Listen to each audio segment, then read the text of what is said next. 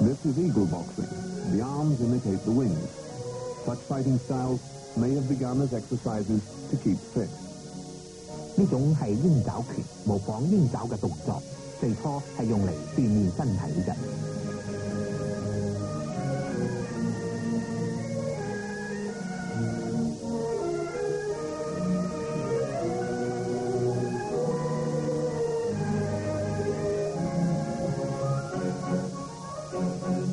Now snake boxing, live and spectacular. 呢種係蛇拳，非常靈活，變化多端。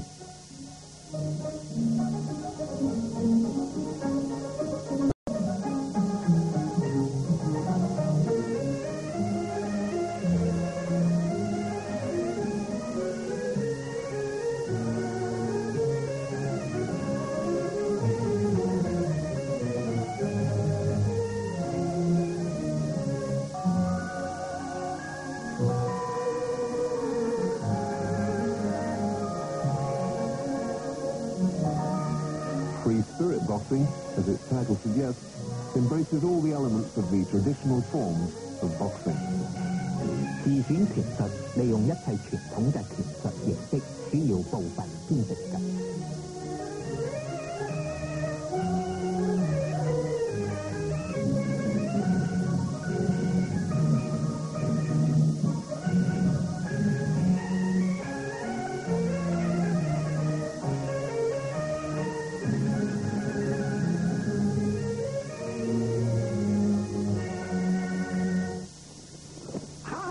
Demonstration by these Wushu athletes is highly stylized, a combination of keep fit and clowning, although the performer's mastery of the technique makes them formidable opponents.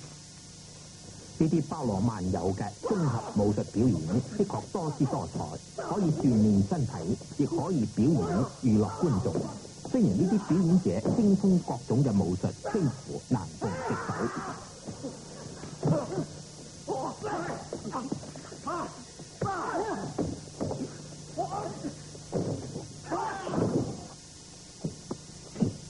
This form of fighting, a combination of boxing and wrestling, is called China sparring.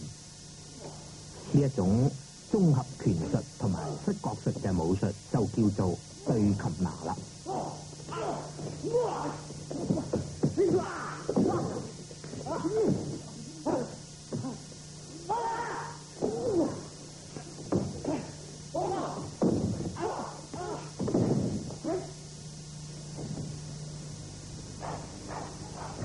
The Wushu performers are immensely skilled with weapons too. This is a simple stave, but its length and the speed with which it's wielded, and the performer's astonishing agility, make him a formidable opponent even for a swordsman. Even in slow motion, it moves like lightning. 武術表演亦要同武器緊密嘅配合。一支長棍嘅長度同埋表演嘅速度十分嘅重要。表演者技術高超，動作敏捷，幾乎刀槍難敵。就算係慢鏡頭，速度亦相當嘅快。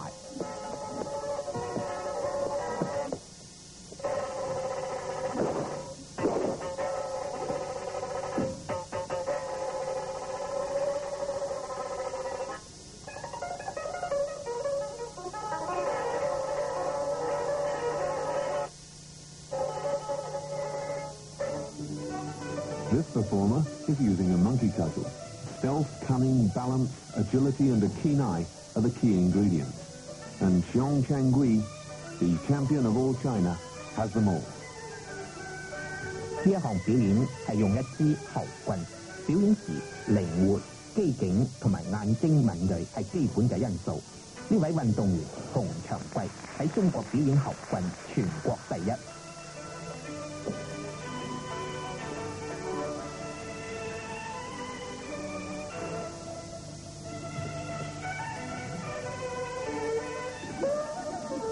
The ancient masters had to become proficient with 18 different weapons, though there were many more. And this weapon, unusual to Western eyes, is a three-section cudgel. 3 staves joined together by hooks and chains.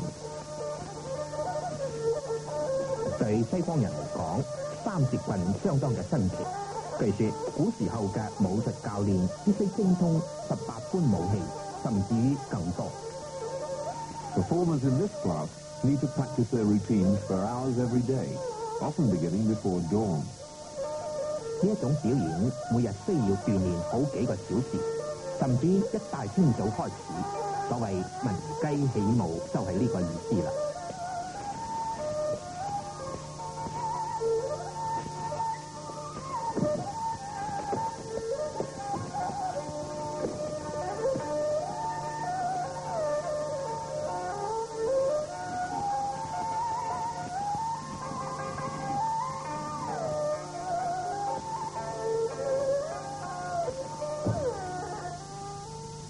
Here you can see how the three-section cudgel is used for fighting.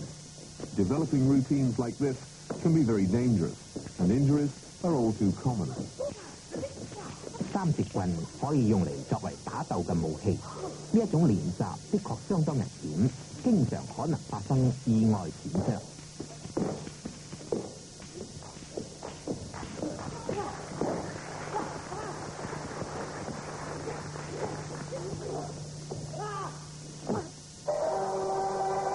The slow motion shows you just how dangerous it is.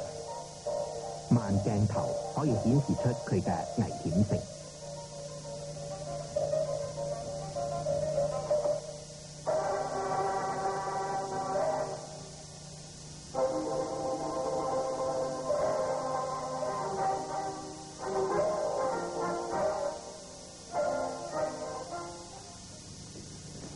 A 9-section whip. That's 9 pieces of wood linked together. And this weapon is so easily concealed that it was often carried for self-defense. It's so flexible that without the red tassel, the eye couldn't follow its trajectory. When fighting, the Chinese preferred to keep the enemy at a distance, using the stave, spear, and whip, rather than the sword or dagger. 呢個係一條9節鞭，用藏身，主要作為自衛。喺打鬥嘅時候，為咗避免敵人近身，往往係用棍、銀槍同埋鞭作為武器，而唔係用刀或者短劍。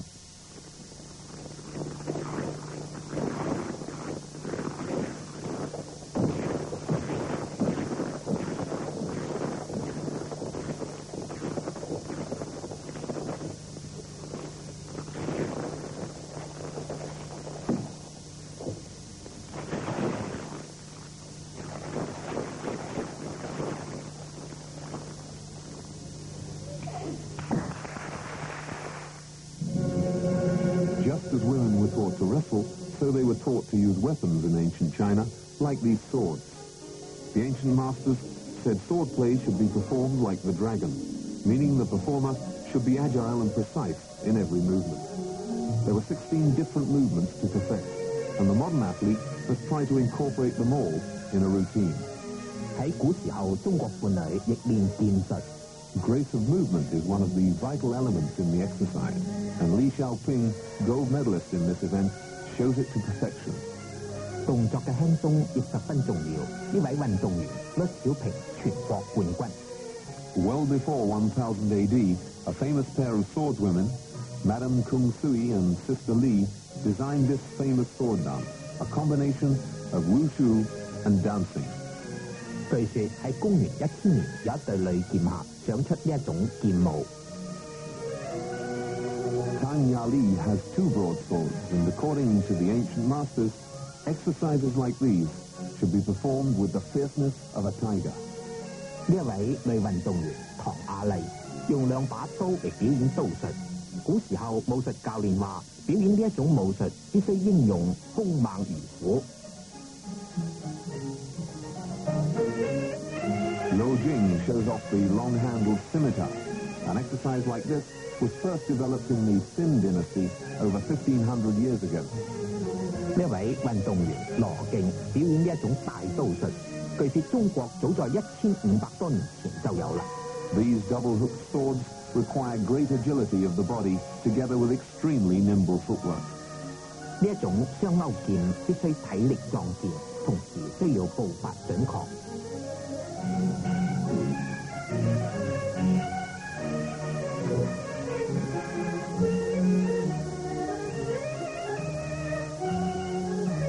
spear, the favorite weapon of the ancient Chinese. They called it the king of weapons because there were 30 different movements to perfect. Li Xiaoping won the gold medal in the last all-China martial arts competition. 銀槍中國古時號稱武器之王。 Here we see the spear in action against an opponent with 2 daggers. Mixed weapon matches like this date from the Yuan dynasty in the 13th century. 雙比手對槍表演早在13世紀嘅元朝已經有啦。 But many prefer to put their faith in their bare hands. And here, in this spectacularly perilous routine, an unarmed man and a swordsman face up to each other. That sword is razor sharp. 不過，亦有好多人寧願赤手空拳嚟對付敵人。例如呢一位運動員同一位攞刀者對打，呢把刀非常嘅鋒利，十分驚險，十分刺激。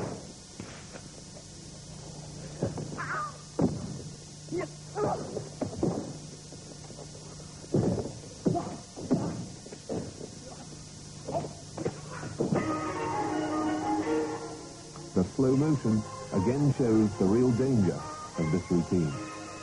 慢鏡頭亦顯示出佢嘅危險性。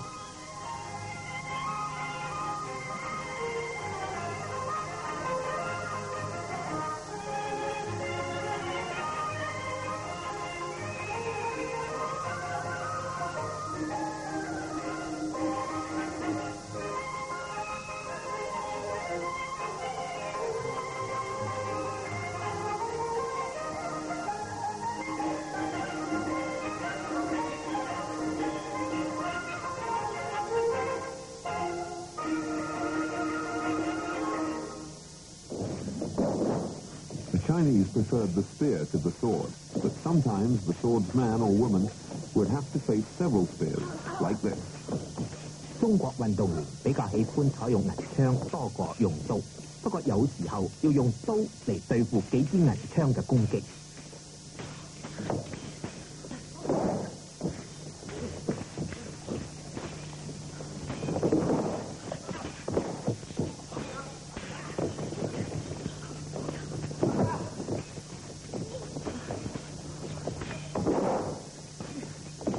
Wang Dongliang not only defends herself, but eventually disarms her opponent. Here's another dangerous routine. One girl with a 3-section cudgel against 2 opponents, one armed with a sword, the other with a stave. 呢一項表演係3節棍對一把刀同埋支長棍，3人對打，十分嘅緊張。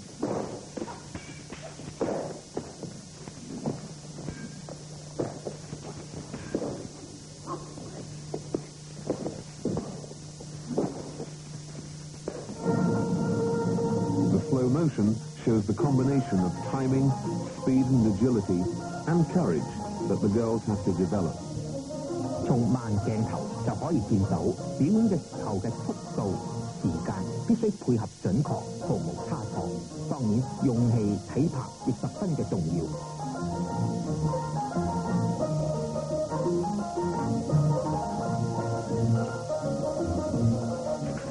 In our final demonstration, the classic confrontation, the speed and subtlety of the spear against the might of the long-handled scimitar. Today's Wushu performers are the heirs to a tradition thousands of years old. Techniques were passed on from father to son down the centuries. Today, almost 100 million Chinese actively participate. The martial arts have resumed their special place in the life of China. 中國武術價值好大，今日佢喺中國人民生活中已經佔有一個特殊嘅地位。